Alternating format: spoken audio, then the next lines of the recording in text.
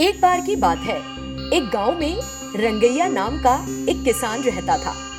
वो अपनी जमीन पर कई तरह की सब्जियां उगाया करता था और अपने उगाए टमाटरों के लिए उसका काफी नाम भी था। उसके खेत में बड़े अच्छे टमाटर होते थे और फिर वो उन्हें आसपास के कई गांव में बिकने के लिए भेज देता था। इस तरह रंगैया के टमाटरों की अच्छी मांग थी। एक दिन वो टमाटरों की फसल देखने के लिए अपने खेत आया। इस बार टमाटरों की उपज और भी ज्यादा अच्छी हुई थी।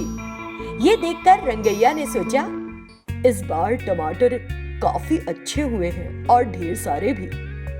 कुछ दिनों में कटाई करके बेचने होंगे और हमेशा की तरह उन्हें ऐसे दामों पर बेचूंगा कि हर कोई खरीद सके। कुछ दिन बीत गए। एक दूसरे किसान वीरा का खेत रंगैया के खेत के पास था।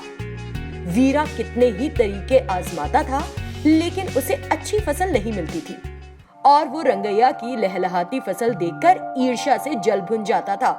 ये क्या है, रंगैया के खेत में हमेशा मेरे खेत से ज्यादा अच्छी फसल उगती है और इसीलिए उसका इतना नाम है। मैं बड़े दिनों से ये सब बर्दाश्त कर रहा हूँ, लेकिन अब और नहीं। मुझे किसी भी तरह रंगैया का नुकसान करवाना है।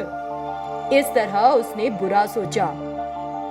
कुछ दिन और बीत गए। रंगैया ने टमाटरों को पकता देखा, उन्हें पौधों से तोड़ने की सोची।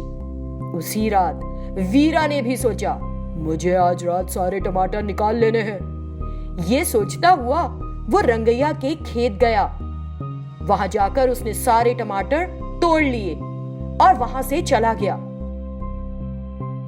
सुबह में जब रंगैया अपने खेत आया तो देखता है कि सारे टमाटर गायब हैं। ये देखकर उसे कुछ समझ नहीं आया।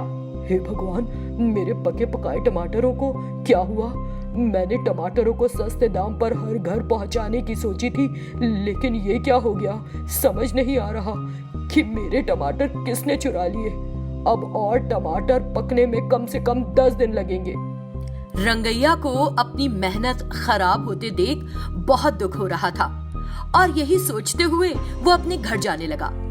रास्ते में उसे अपना एक दोस्त सुब्बा मिला। उसे देखकर उसने कहा, और रंगैया, अपने खेत से लौट रहे हो क्या? रंगैया जो बहुत दुखी था, हाँ सुब्बा। क्या हुआ भाई, तुम इतने सुस्त क्यों लग रहे हो? तबीयत ठीक नहीं लग रही है क्या? नहीं सुब्बा, कल रात को चोर मेरे खेत के सारे टमाटर चुरा कर ले गए। मुझे समझ नहीं आ रहा कि क्या करूं। मैंने सोचा था कि 2 दिन में सारे पके टमाटर निकालूंगा, लेकिन उससे पहले ही कोई उन्हें चुरा कर ले गया। मुझसे ये सहन नहीं हो रहा। ये तो बहुत बुरा हुआ। तुम फिक्र मत करो। तुमने टमाटर कहा तो मुझे कुछ याद आया। लगता है कि तुम्हारे खेत के बगल में जो खेत है, उसके किसान वीरा की इस बार काफी अच्छी टमाटर की फसल हुई है। वीरा? लेकिन उसने इस बार टमाटर उगाए ही नहीं थे। क्या? अच्छा, लेकिन मैंने तो उसे अभी अभी देखा। वो एक ट्रैक्टर में टमाटर ढोकर ले जा रहा था। मुझे लगता है कि ये वीरा का ही काम है। वो मुझसे मनी मन बहुत जलता है। उसी ने चुराए हैं मेरे टमाटर। फिर तो हमें पता लगाना चाहिए कि उसी ने चुराए हैं क्या, और उसे रंगे हाथों पकड़कर सबको उसकी असलियत बतानी चाहिए। कुछ दिन बीत गए। एक दिन जब रंगैया अपने खेत पर था, वीरा अपने बगल के खेत से उसके पास आया और बोला, अरे रंगैया, लगता है इस बार तुम्हारी फसल कुछ खास नहीं हुई। हाँ वीरा, इस बार साधारण टमाटर बहुत अच्छे नहीं हुए, लेकिन उधर वो बड़े टमाटर अच्छे हो रहे हैं। उनकी अच्छी कीमत मिलेगी। 2 दिन के अंदर मुझे उन बड़े टमाटरों को तोड़कर बाजार में बेचना होगा। वीरा ने तुरंत उन टमाटरों की तरफ देखा। सच में, इतने बड़े टमाटर मैंने आज तक नहीं देखे। मुझे आज इन्हें चुराना होगा। ये सोचते हुए वो उस समय वहां से चला गया। दरअसल रंगैया ने चोर को पकड़ने के लिए कुछ बड़े बड़े टमाटर खिलौना बनाए थे और उन टमाटरों में एक अलार्म फिट किया था। अगर उन्हें कोई छूता तो वो अलार्म बज उठता और सतर्क होने का संकेत मिलता। उस रात वीरा रंगैया के खेत आया और बड़े टमाटर चुराने आगे बढ़ा। रंगैया कुछ और गांव वालों के साथ पहले से वहां छिपा हुआ था। वीरा ने अंधेरे में जाकर उस बड़े टमाटर को जैसे ही छुआ, वो अलार्म जोर से बजने लगा। तुरंत रंगैया, सुब्बा और कुछ गांव वाले खेत में उतरकर उस तरफ दौड़े। जैसा उनका ख्याल था, वीरा टमाटर चुराने आया था। उन सब ने मिलकर वीरा को पकड़ लिया और गांव के बीच सभी के सामने प्रस्तुत किया। फिर वीरा को अपनी गलती कबूल करके सबसे माफी मांगनी पड़ी और एक बड़ी रकम भी देनी पड़ी। और जो बेइज्जती हुई सो अलग। अगर खुद की मेहनत पर भरोसा ना करते हुए कोई किसी और की मेहनत पर हाथ डालता है तो उसे सजा तो मिलती ही है। झंझोटी नाम का एक छोटा सा गांव था। वहां हरदीप नाम का एक किसान रहता था। उसके पास बहुत बड़ी खेती की जमीन थी, लेकिन वो उसके कुछ ही भाग को जोतता था।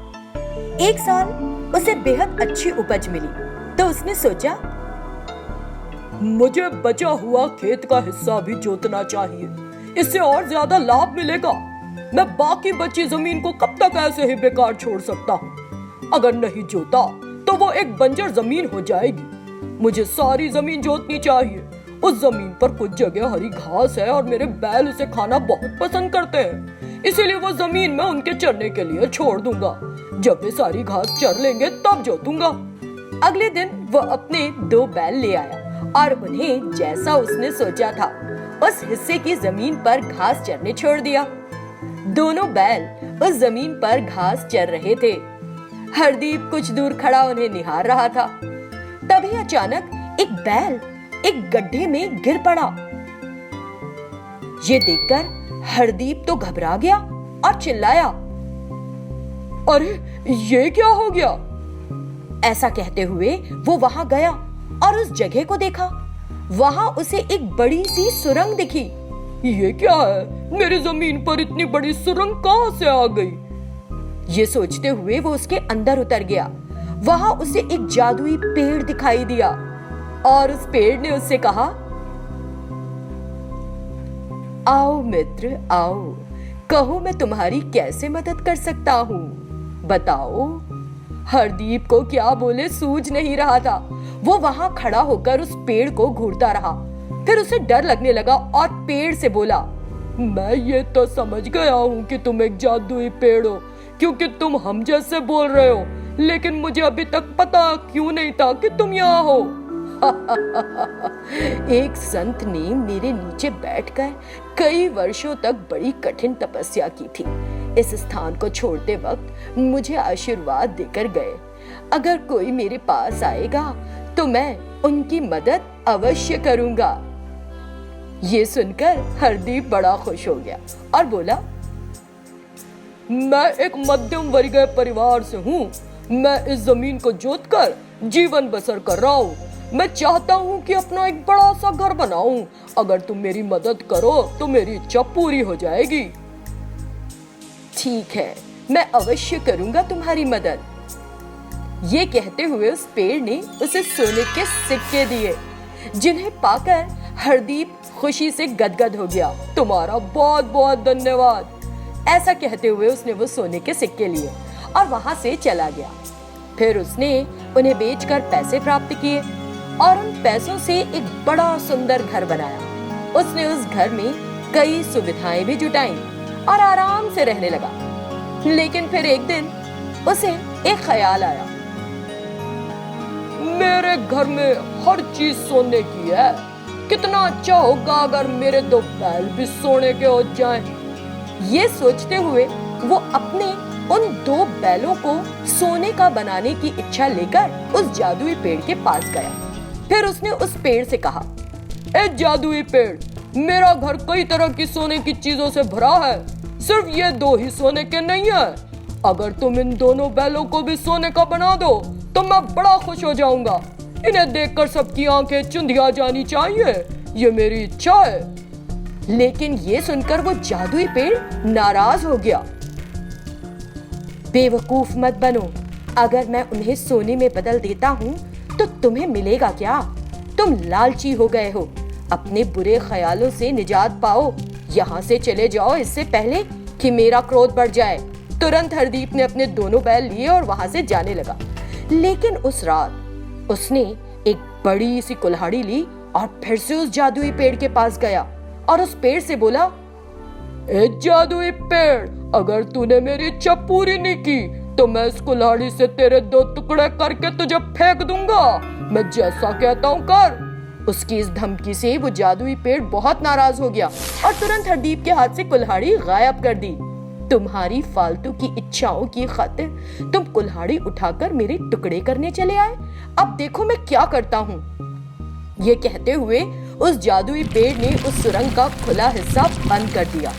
इससे हरदीप का दम घुटने लगा और वो घबराया हुआ इधर उधर घूमने लगा। मुझे बचाओ, मुझे बचाओ। इस तरह वो काफी देर चीखा और फिर मर गया।